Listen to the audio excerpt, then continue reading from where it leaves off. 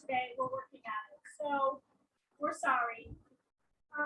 But if you want to join us now, the Pledge of Allegiance.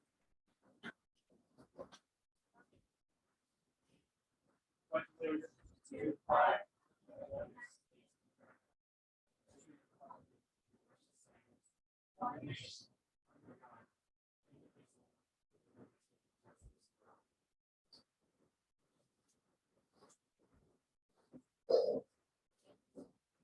Yeah, sorry about that. I forgot we got microphones. So we're going to apologize about the air. It went out today, and we're trying really hard not to talk a lot for them out here. Brooks, can I have you establish your form, please? Yes, ma'am. Tiffany Becker. Here. Bill Hines. Here. John Harmon. Here. George Marsh, myself. Shane again. Here. Do we have anybody by phone? Establish the forum for tonight's meeting, August 15th, 7:30 p.m. And we're going to need, for the secretary's report, we're going to need a motion to approve the July open meeting minutes. Do I have a motion? I'll make a motion. Do I have a second? Thank you.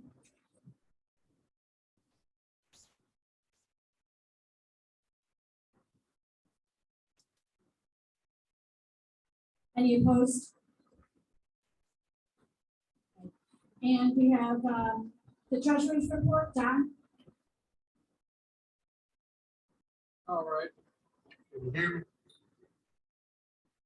We're in the first quarter of our year report. Everything is looking pretty good. We're a little behind on the assessments. We're a little behind on the assessment, but just slightly. Last year we had 85%. This year we're 82. The income is good. Now, income is really good.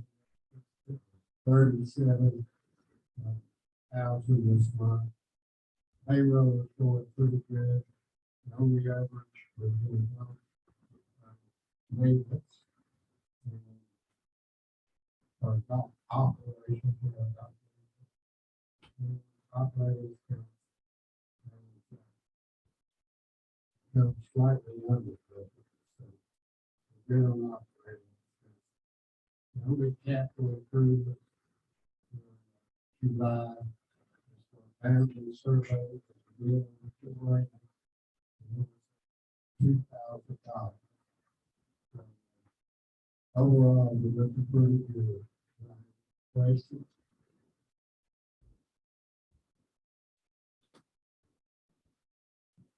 Next, we have our operations, Allison.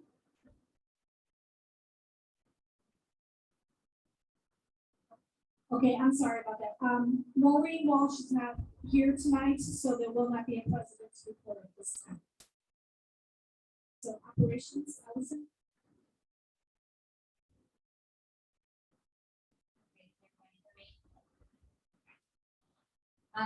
The POA office staff has been diligently preparing for the 48th annual meeting, which will be held again this year at the Country Club. The annual meeting packets should start going out in the mail by the end of this week. If you did not receive your packet by the end of August, please contact the POA office. I encourage you to read all enclosed information, which is a booklet containing the annual audit as well as the candidate bios, a proxy, and a proxy FAQ sheet. Although we do include the FAQ sheet, we always seem to have some confusion over the proxies every year. The proxies are a way to designate someone to cast your vote on your behalf in your absence. If you do not plan to vote at the annual meeting, in order to cast a vote, you'll need to designate someone to vote on your behalf by mailing in the proxy to the auditors. If you know of another resident that will be attending the meeting in person, you may direct the proxy to them by putting their name at the top of the form. You must still sign and date the proxy and mail it to the auditor's office. Proxies may not be brought to the meeting. If you designate another resident to vote on your behalf, please ensure that that resident will be attending the meeting in person. If you name a resident that does not show at the meeting, the vote will not be cast. The auditors will provide the POA office with the names of those who have had proxies directed to them by the 15th of September, and then staff will contact them to let them know to stop by the auditor's table at the meeting and to pick up that ballot to cast your vote for you. If you do not designate another resident to be your proxy, and you leave the line blank at the top, then the proxy holder defaults to the current board president, and the proxy is handled similar to an absentee ballot, and the vote will be cast for the candidates that you selected. If you're unsure if you will be attending, go ahead and send in the proxy. If you decide to attend and would like to revoke your proxy and be given a ballot, you'll just need to see the auditor at the annual meeting during the voting timeframe. I'm hoping that this may have clarified some of the confusion surrounding the proxies in order to make sure that each vote counts. The auditors will consider a proxy invalid if it's not signed and dated, received after the deadline, more than 3 candidates are chosen, or if it's brought to the meeting by another resident. And I say all this is because we always have several at every open or every annual meeting where someone's handing a proxy in at the meeting. We've had several that get to the auditor's office and they're not signed and dated. And then a lot of times they'll notify staff of that, of the residents that did sign their proxy to make sure that they attend in the meeting. And then we also tend to have some that designate residents that do not show up to the meeting.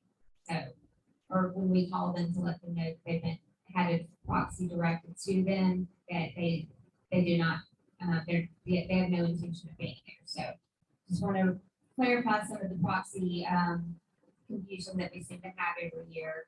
And of course, if you have any questions about the proxies, just give us a call at the POA office. So we look forward to seeing all the attendees again this year on September 17th. Thank you, Allison. We have no old business, so we're going to move on to new business. Number A, the new construction compliance bond increased from 2,500 to 5,000, excuse me.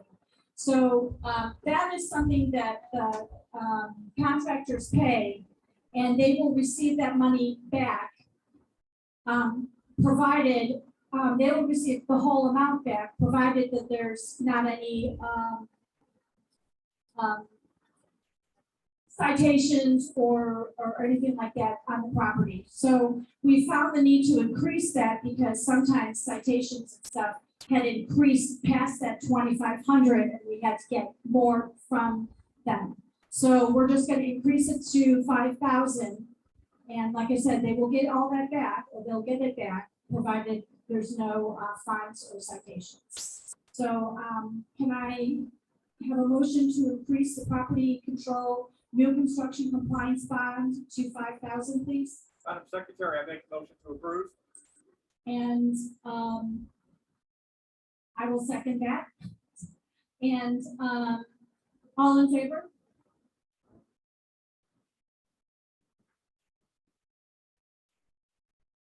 Any opposed? I'm sorry. This is my first time doing this morning on the visit, so bear with me. Any opposed?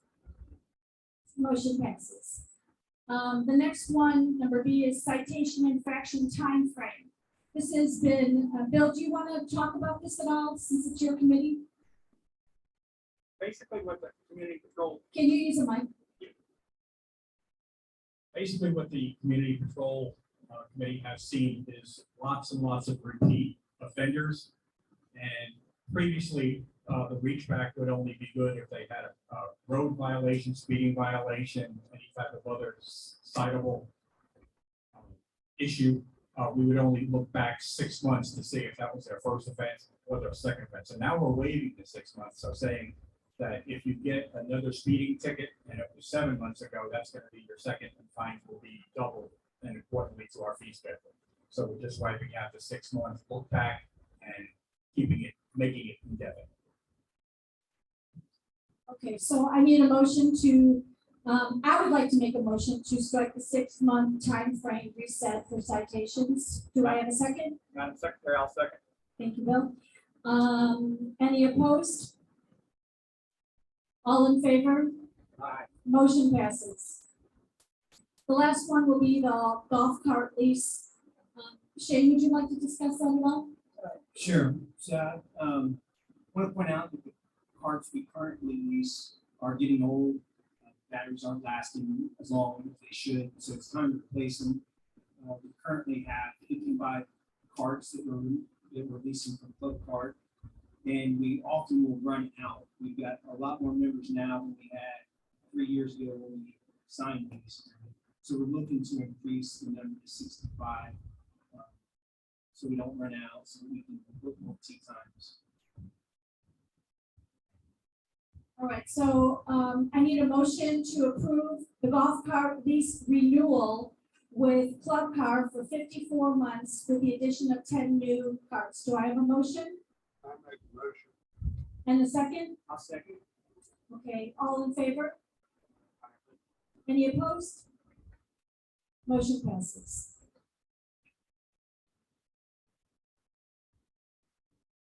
The next one we have is lot management, and we did have 2 DBACs scheduled for tonight. But after some discussion, we decided to table it because we need more discussion from PCC. Excuse me, lot management, from lot management. We need a little more information from them and their input, so we're gonna table that for tonight. I'm gonna make a motion to table this deed back. Can I have a second? I second. Okay, all in favor? Any opposed? That motion also passes. It's not, on the agenda for committee reports. It's not a month for that. Does anybody have anything to say about their committees? No? Okay. Then I'd like to. I'm gonna make a motion right now at 7:42 to adjourn the meeting, and then we can have the open forum. Do I have a motion? Sorry, can I have a second? Okay, Bill, thank you. All in favor? Thank you. And now we have open forum.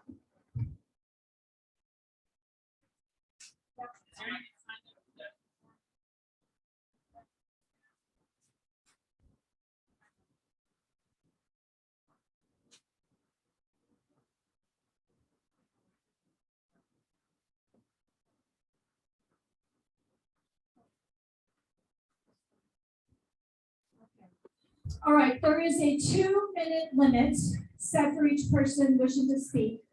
Unused minutes will not be given to another person to use. The president of the board of directors will call your name during open forum as listed. Please understand there's no derogatory or out of order remarks are permitted during the meeting. Open forum is intended for orderly and productive interaction with your board members. And the first person we have for tonight is Bill Knight. No, you're good? All right. Is that Annie McCarthy? Ann? Okay, Ann. There should be a mic somewhere.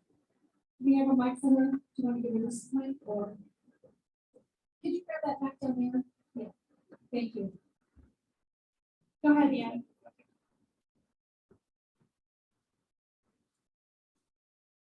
I just wondering. Management. You don't have to catch up. I paid the request to lot management. I just want to let you know that we're working with Amazon. It should be very helpful.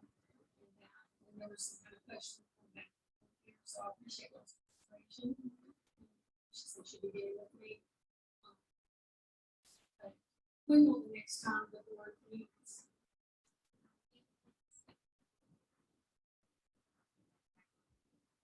It'll go on the lot management committee meeting, which will be the second Wednesday of next month. So, will the lot management so tell me what you have to go back to the board and they will discuss it again at their planning meeting after lot management meetings. That'll be on the 15th.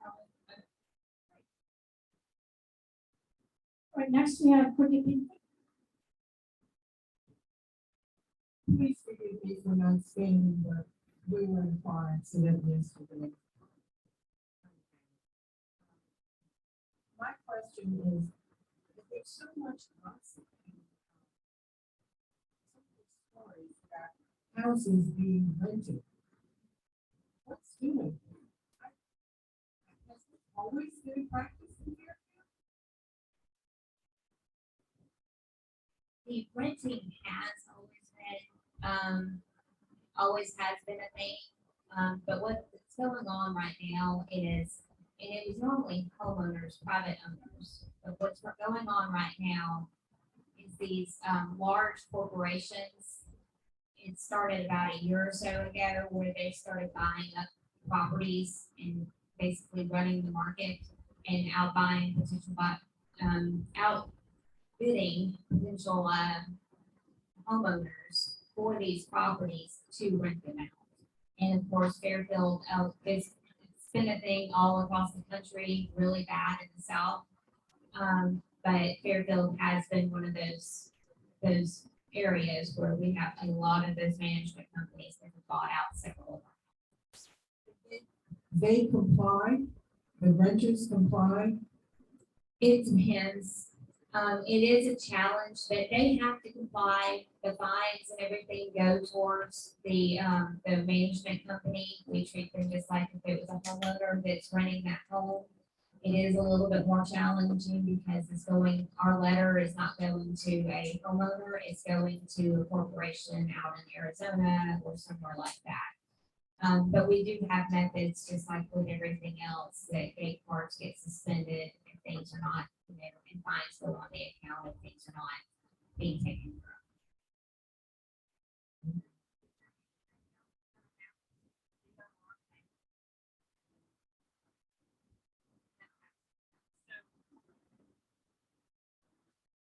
Okay. So yes, the document management committee of the board is working on a TOR amendment that will address rentals specifically. And we do have our outside counsel, George Nowak, working on that. He's supposed to be giving a draft to us. He has pre-warned us that it's going to be long because something as simple as rentals are capped at 20%. As a sentence is not going to cover it. We're going to have to define rentals, what it means. Some of the rental companies have already tried to get around these kind of rental caps by doing things like deeding 1% to their renters, so the renter is an owner, not a rental person. So we have to try to take all those contingencies in, and we are working on a draft, and that will be presented to everyone when it's ready. And we'll go out for a vote. Hopefully the vote won't take as long as the last DOR took up, but we will see. Because that the idea is to try to get it out, explain that the purpose of it is to cap rentals, and we're able to do that. We'll get it out. Are we looking like January of 2023 to get this document? I'll tell you, I've asked for it for about the last 30 days. I sent another request to them last week trying to get them to send it to us. So hopefully we're going to get it draft any day now. It looks like Bill Knight has changed his mind. This will, I answer a question that's from here later. That's on the question for Shane, when you said that we have extra 10 cars, are those of the, how do we know what the price of the rental is? 50% increase over the last one, a 10% increase or a decrease? About $2,000. I think Or it's about 40%. It's gone up. 40% increase. Oh, 25, I'm sorry. 25. It's more like 25. And that will be reflected in the cart rentals to the various offers. We are going to increase, we have been increasing the greens fees. We haven't been increasing our cart fees. Trying to keep it, can you hear me? There, my. Is that better? Can you hear me now? All right, great. So we've been trying to keep our cart fees kind of in line with what other courses are charging. And, but we have been going up on greens fees. I know we kind of look at it as the total cost to go play golf and what we're charging for a round, but I think starting Friday, we are going to increase the cart rental fee to reflect that we have higher cart prices, but if we're going to have higher cart prices next year. Right, yeah. Are only 5,820, if we sign the new lease, which is what Junior recommended, it's 7,942. We did have bids from Sunfar, lithium batteries, that would be 9,000 and something. And we had bids from Easy Go for lithium batteries, and that would be 10,700. So feel comfortable with just the new term, keeping the old high battery, 7,942, which is about $2,000 increase over the past. Per month. Per month. Per car. No, per month for the whole fleet. Get $18 for a car right now. Plans are to go up to 20. So, And the other thing to tell you is that Julian told us that the cart fees we're bringing in right now will cover that monthly fee already without adding the 10 carts. Anita Wright is next on our list.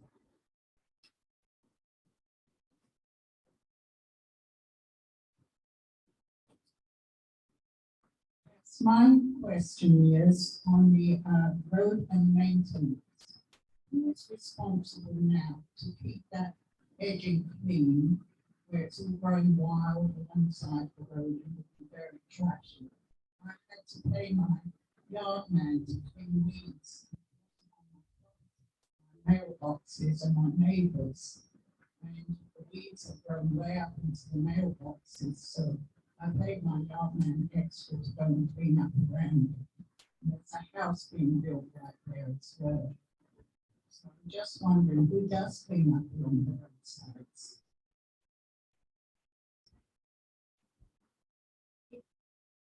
Yeah. It depends on where it's located. On most of the roadsides, that are not directly in front of the homes, that's, our road maintenance department. If it's directly in front of somebody's house, typically the residents maintain it to the right.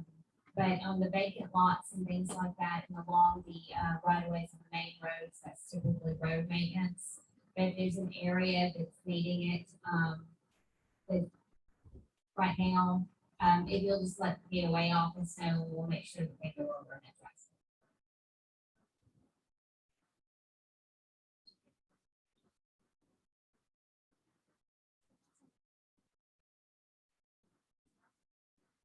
You said how long ago was that?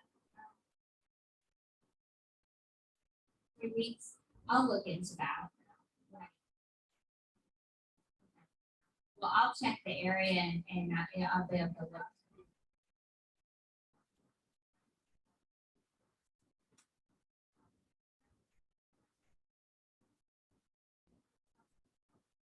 Yeah, I'll take a look at the area and see if it would fall on a homeowner or if it will fall under us.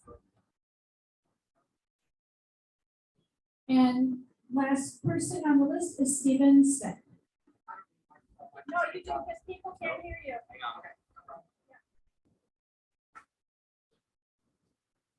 Okay, you pretty much covered the golf cart lease amount, 7942. Is that fixed for the 54 months, or is that subject to rise? So for the next 4.5 years, that will stay the same. On the term of the lease, Okay, awesome. And then the next thing was the new construction compliance bond increase from 2,500 to 5,000. Is that only for new construction of a home, or someone wants to build a shed or add a deck onto their home? Yeah, that is only new, brand new construction, and that is fully refundable. Right now, they pay 2,500, and if the house is built, there's no issues, no fines due to the bill, it's built on time to spec, they get that full amount back. Okay, no problem. Okay, that concludes the list for sign-ins for our open forum. We're going to, I have one brief announcement to make, actually. We just heard just before the meeting. We're gonna do the Q&A with the candidates now. But Lance Gerardo has pulled out of the race due to personal reasons. Unfortunately, the proxies have already gone out, the booklets and everything like that. So but his name will not be listed on the final ballot. So he is no longer running for the board. Just, I want to make that clear, which is another reason why he's not here tonight. So here is the board candidates question and answer session. It says the procedure will be as follows. All questions will be written on index cards provided. No one from the audience will be able to ask the questions verbally to the candidates. All candidates will answer each question with a time limit of 2 minutes, which Lonnie will be timing. Each candidate will answer the question and we will alternate with who answers first. No personal attacks on candidates. Not all questions will be asked due to time and similar subject. If a question does not apply to each candidate, it will not be asked. If anyone in the audience gets unruly, they will be asked to leave. There's that. All right. Go ahead. Catch no mic. All right, so I did pull a couple of questions out because they're more toward the current board meeting members and they are not for all candidates. We do have 3 seats and we need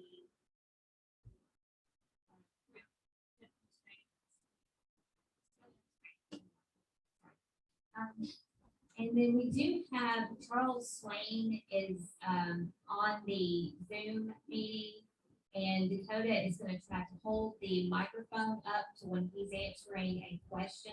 So he wanted to participate in this as well, but was not able to be here. So what we are going to do is just we're going to start with a question, and we're going to start at the front here with Tiffany, first question. And then we're gonna alternate letting each one start the question. So each candidate will have 2 minutes to start the to answer the question. And Lonnie will be timing. And then we will start with a different, each candidate will start with a different question, if that makes sense. Just tell me what to do.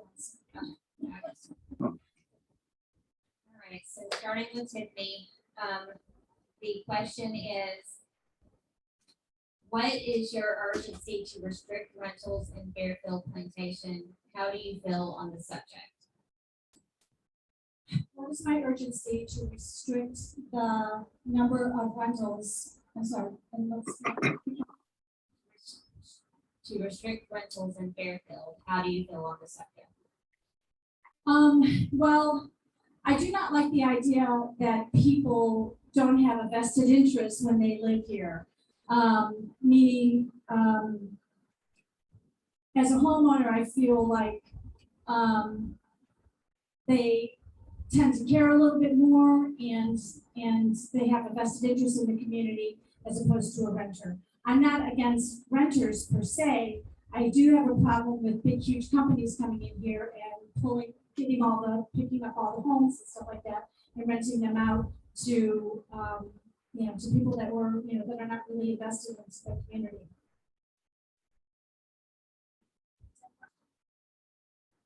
Shane, same question.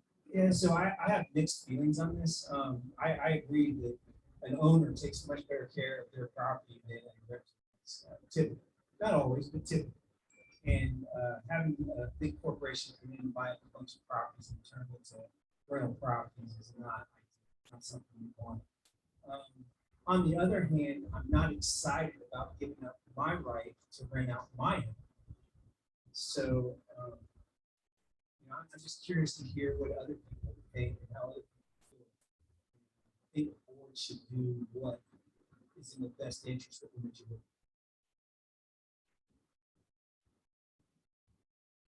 Stephen Smith here. Ditto to what the previous people have said here. I don't want to restrict the private homeowner that might have a second home that potentially lives in the neighborhood. They have a home, they've moved to another one, and they want to continue renting their existing home that they moved out of. But I definitely do not want a corporation coming in here, buying up 20, 30, 40, 50 homes and artificially increasing the rent market, and also not having any pride in ownership at all because they're 2,000 miles away out in Arizona or Oregon or wherever the case. But that's obviously something that the board has to explore, make sure it's done legally, because the last thing we want is to put this policy into place and then have a bunch of legal fees trying to defend something because we didn't do our due diligence prior to making a decision on something so vastly as limiting what people can and cannot do with property that they own, whether it's a corporation or a private individual.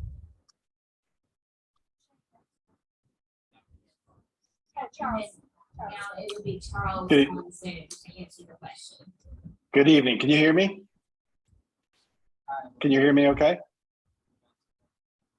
Can everyone hear me? Go ahead, I don't know. Can y'all hear me okay? I'm speaking. I don't know if y'all can hear me or not. We can hear you.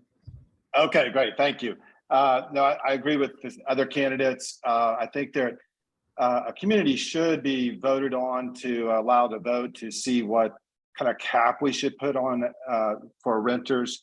I would hate to see that this turn into a big rental community, but I do believe there should be allowance of some percentage of the community that could be percentage of renters in throughout the community. So I think that there should be controls there.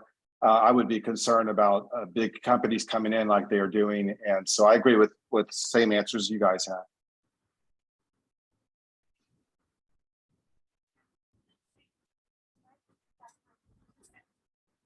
Right, so Shane, this is kind of thing. Right now, all we hear is a brief reading of the issue or proposal, then the chair asks for a motion, a second, and all in favor. Often, it's not always the chair. Often, but not always, the chair may ask any opposed. As currently conducted, the POA members and members of the board have no opportunity for publicly commenting, supporting, or disagreeing with any issue until the open discussion period, which is after the vote is taken and after the meeting has been adjourned. Would you support a change to the way the board meetings are currently conducted that would allow public input or discussion on items brought before the board for a vote? I think it's important to have public input on major issues. I don't know that we want to go through a lengthy process on every issue that comes through the board.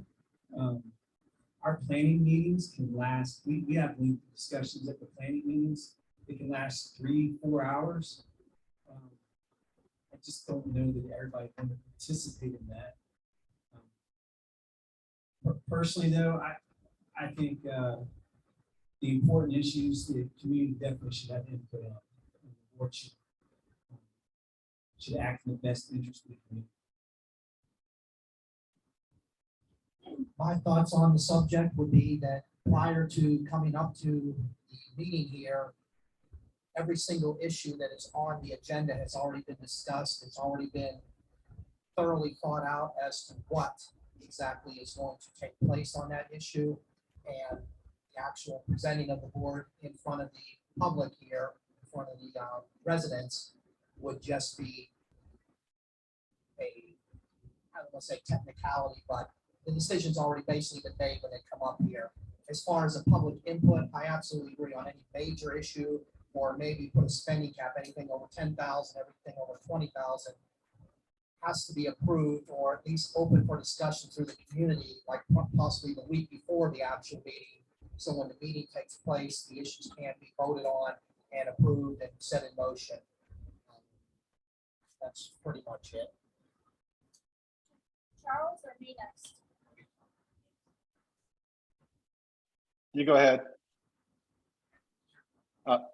So I would agree that I think that most of the discussions are very challenging sometimes with the board, and I would be careful to have every decision to come through the community. I think that's why we elect the board.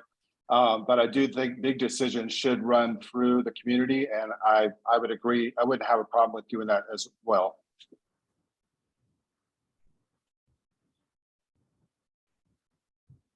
Okay, thank you, Charles. So, so I've been a member of the board for, this will be my 6th year now. And,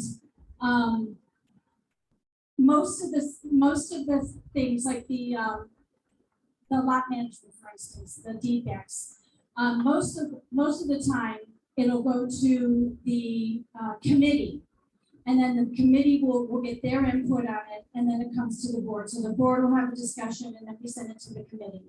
There's been a couple times at a committee like the patrol committee, they wanted to initiate some changes. It came to the board, we discussed it, and then we brought it back to the committee. So a lot of times, it's not just the board that's making the decision, although the board usually has the final decision. A lot of times, most of the times, it's going to go to the committees it'll go to the committees at some point. And then we will make a decision based on what their input is and lots of discussion.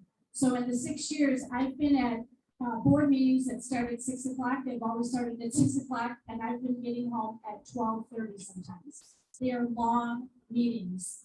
Sometimes it's 8 o'clock. So sometimes we don't have a lot to discuss. So it's a lot of discussion.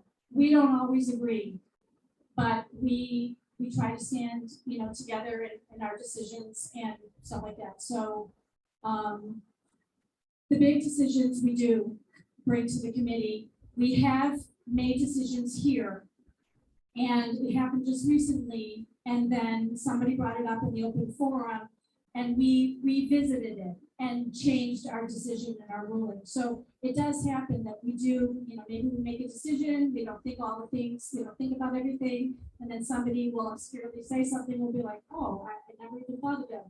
So we go back and we discuss it and we change our minds. Okay. Yes, I made it to 2 minutes. Yes. Please come down here. It's hot. Stephen, this first one's for you. Okay. We realize some of the candidates have lived here for many years and others have been here for only a short time. What has been your Fairfield involvement in committees and volunteering, and why do you want to serve on the board of directors? Okay, put me on the spot. I've been here for 16 years. I've not really had too much involvement with the specific committees other than the Recs committee. When they do the Field of Streams, I'm the chainsaw dude. And then I also try to put a smile. I make my own rec committee with all my Christmas decorations. Main reason I want to run for the board is I just want to have a little bit greater community involvement. I think I have some great ideas. I'm only one of 9 people potentially on the board, and I realize that whatever I say does not go, but I can present some possible new ideas or directions or add to the discussion to where I can help represent the residents of Fairfield in a fair way where they feel they're being represented, because that is ultimately the job of the board, is to represent the homeowners. Charles? Yes, I've been here since September, and I have been on the strategic committee, the community patrol committee, the tennis committee, and also roads and maintenance. And now we've kind of working with facility as well. So I like being involved in my community, whether I'm elected or not. I will continue to help and be on different committees. I'm also looking at our 2015 reserve study and trying to see if we can utilize that and update it to give us a better plan going forward from 2023 forward. So I just like being involved in the community, and we'll do so whether I'm on the board or not. I have been living here, it will be 8 years, the end of this month, as a matter of fact. And I've always had the heart to volunteer. I will admit, my first year, I had no idea what I was volunteering for. I just wanted to get involved in the community that I've grown to love. We moved here, my husband and I moved here because of a transfer, and we ended up moving my parents down because they came down and they loved it as well, and they lived in our home with us. And we have children that have bought homes in here, and so I'm really involved. I've been on the rec committee, I've been on the security committee, I've been actually involved in all of them except PCC, because that was a very weighty committee. As a matter of fact, it's very long and time consuming. I did not have the time for it. So that's the only committee I haven't really been involved in. Although a lot of issues do come to the board from PCC, so somehow I've been involved. So I also really like the rec committee, and I love getting to know my neighbors and just having the sense of community that we have. No one pulls together closer than Fairfield when there's a need in the community, and that is what I saw.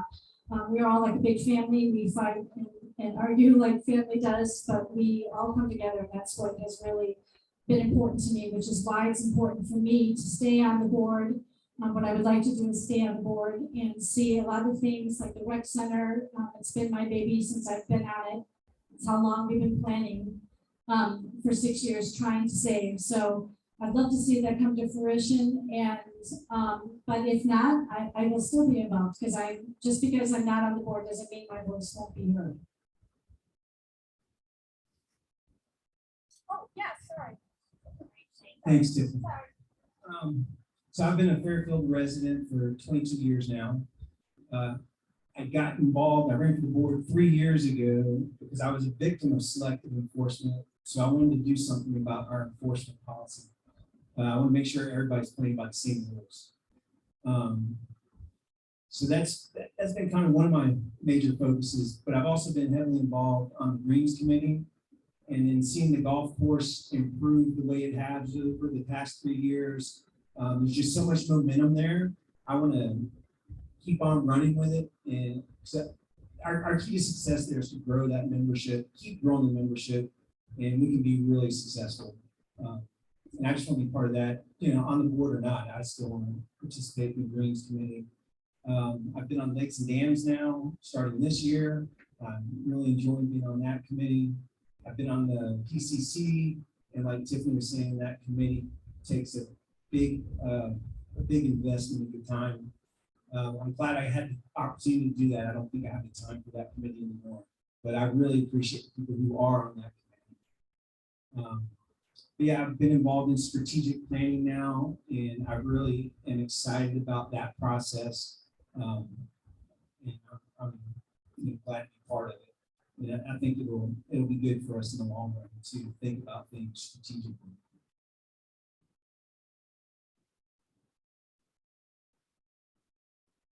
Right, the next question is from Charles.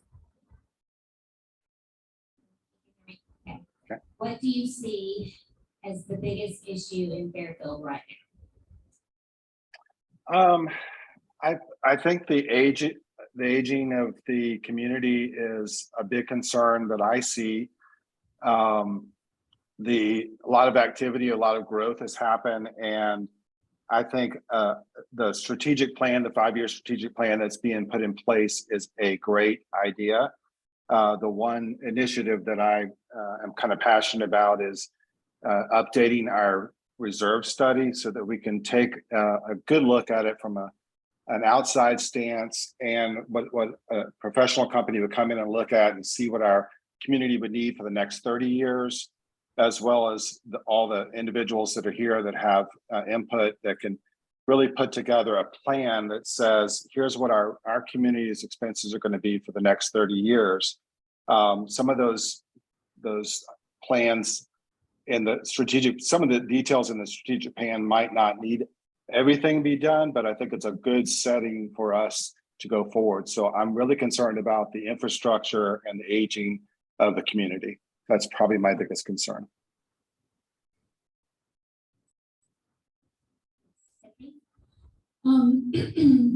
Unfortunately, I think the thing I'm most concerned about is our money.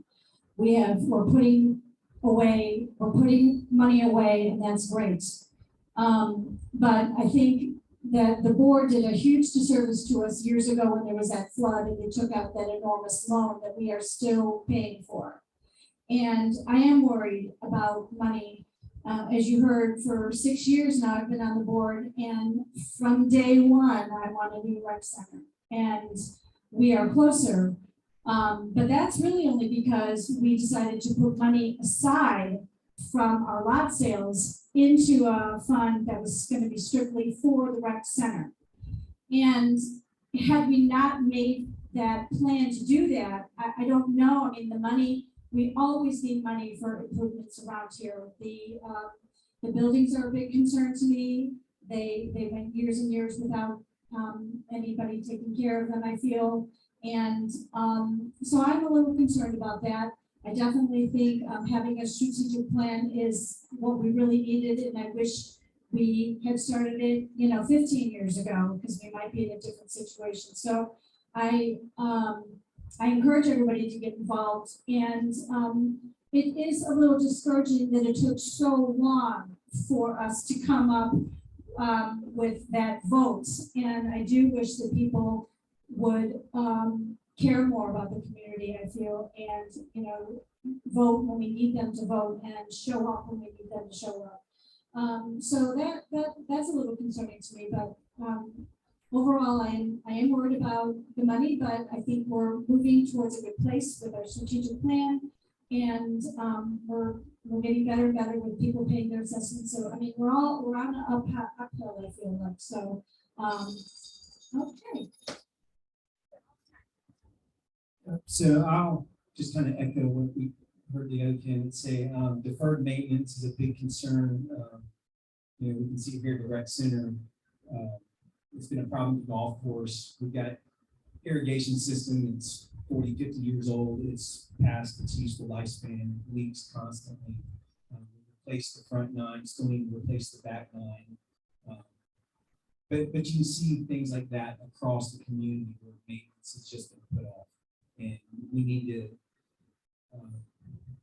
get out of the habit of putting things off and plan ahead so that we can replace things when they need to be replaced. But the reason we do that is because of the financial condition we're in. And things are getting better. I think maybe 5, 6 years ago, the board decided to start a reserve fund. In my opinion, that's the right thing, the right way to go about it, as opposed to doing special assessments. I think it's a more fair way of doing it, to have the reserve fund. That way, everybody pays for those improvements, and it's not just the luck of the draw. Was there a special assessment the 2 years you happen to live here or not?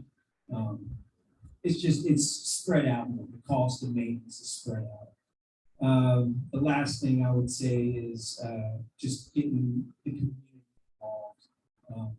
It really is a lot of work to serve on the communities. I was mentioning property control. That committee puts in a lot of hours and to make sure that all our rules are being followed and to protect property values. just all the communities do a lot of work for this community, and I would like to see more people get involved. I think it'd be good for the community. Okay. Just made it. My biggest concern also would be money, the rec center, needs to be torn down, demoed and rebuilt. As everyone knows, inflation is going crazy. Yes, we do have reserves, they're sitting in bank accounts, CDs, et cetera, earning 1%, 2%, 3%, very minimal returns. And yet the cost of construction is going up 8, 10, 12, 15% per year. Personally, I think that we probably need to move forward more quickly on any capital improvements we need to make, potentially with even a small time special assessment, because you can add a couple $100,000 to the reserves every year from lot sales to rebuild a rec center, but the cost of construction is going to go up 200,000, 300,000, 400,000 every single year, and we'll be having the same conversation in 10 years, just like 16 years ago when I moved in, that all we got is start putting money away in reserves, put money away, eventually we'll do it. Road striping, that's another big thing, deferred maintenance. That's something people can see. They're paying $1,700, $1,800 a year. They want to be able to see clearly at night when it's raining and not hit other people. Golf course is coming along great. My daughter works there as a cart girl. She says she loves it. The golfers are always commenting that it's in great shape. But obviously, as you mentioned about the sprinkler system, it's just a lot of deferred revenue. And then we also got to think about the dam. Georgia St. Dams has come down and said we need to make some major improvements on that. It's going to cost money. I'm not going to make a bunch of people happy about this, but I don't think the annual assessment is high enough. It may need to go up instead of $50 or $75 or $100. It may need to go up by $150, $200 to keep up with the cost of inflation.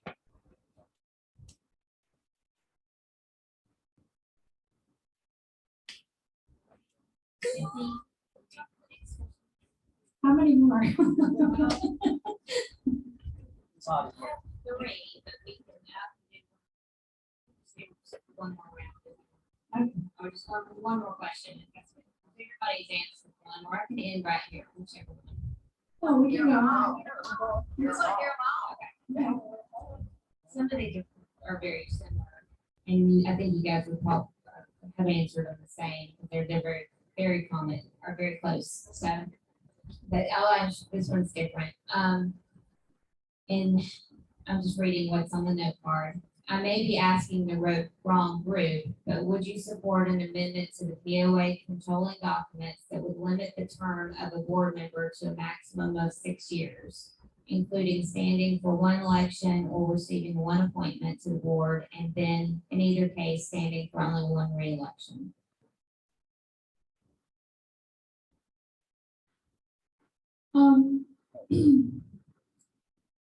Given that I'm running again for a third term, I'll be honest with you, I wasn't planning on running for a third term. I thought that maybe I had done enough. And then after a lot of conversation with my peers and my fellow board members, they encouraged me to run again. And I feel like I have a lot of work to do still. Although I also feel like I don't have to be on the board to do that. I mean, I'm going to be involved, and like I said, my voice is going to be heard. So, having said that, I feel like I wish more people got involved. A lot of times we don't have more than 1 or 2 people that want to be on the board. So then what happens? So then if that's the year that only one person, the first year I ran, I was the only one. I was the only one new, which meant that 3 people that were on the board, you know, they were just going to roll over into that had I not gotten on. I don't know how I got on the team as a new person, but so I wish more people got involved. I wish that, you know, they care. I'm not saying they don't care. I wish that people cared enough to want to get involved. And then I would encourage that. I would be happy with that. So I could go either way depending on the candidates, I guess. Yeah, I don't have a strong feeling on that. Term limit is 6 years. Yeah, this would be, if I serve 3 more years, that'd be 6 years for me. I doubt I would consider running again after that. It's a lot of work being on the board. And I personally would be real happy to see other people step up and participate. Well, my thoughts on it are if the residents want someone to be there for more than 6 years, let them stay on for more than 6 years. Let the people decide. It's not up to the person running. I mean, they put up with 6 years of being on the board, the long hours, all the conversations. More power to them. I have no problem with someone running for 12 years, 15 years. If the people want to still put them in, and they want to do it, then fine. Charles? Yeah, I would say that I would think in a perfect scenario, we would have a rotating board but I agree. I think that if you don't have the participation in the community, that would be a real concern for me that we could have some vacancies on the board. So I think the way we are right now is probably the best scenario we have because we don't have a lot of people wanting to run for the board. And so more participation would be great. And I agree. I think that we be careful not to, we don't want a vacancy. And we also want people who want to be on the board to be there. So I think that's really important.